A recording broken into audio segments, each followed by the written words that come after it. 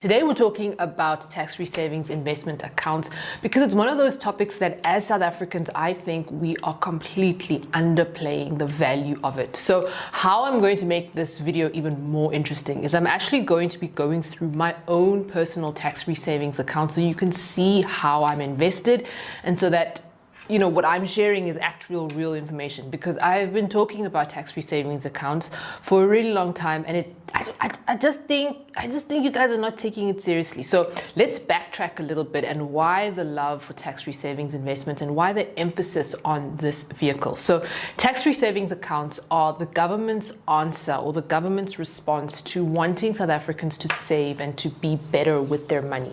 Why is that? Because generally South Africans have a very high debt ratio compared to the other countries, and we also have very poor saving habits.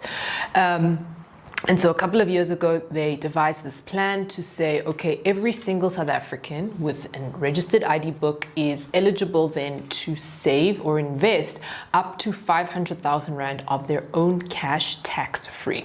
What does this mean? It means that you are able to, so let's one step back. So what happens with an investment account is, and when we talk about money babies, this is what we're talking about, is that every investment account that you get, or every investment, the idea and why you're investing is so that your money can grow, right? So that your money can make money babies, aka interest.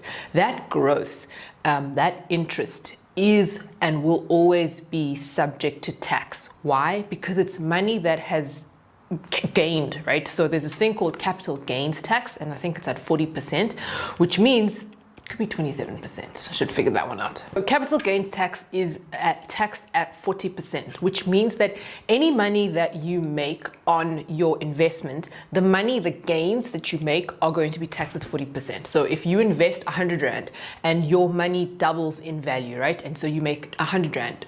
So you end up with 200 Rand. That 100 Rand that you have gained is then going to be subject to a 40% tax. That means that the government is going to say, thank you so much for investing, give us 400 Rand or 40 Rand, you keep the other 60 Rand, right? That is effectively how any investment works. What the tax-free savings investment account does, or a tax-free savings account does, is that it scraps that capital gains tax up to 500,000 Rand.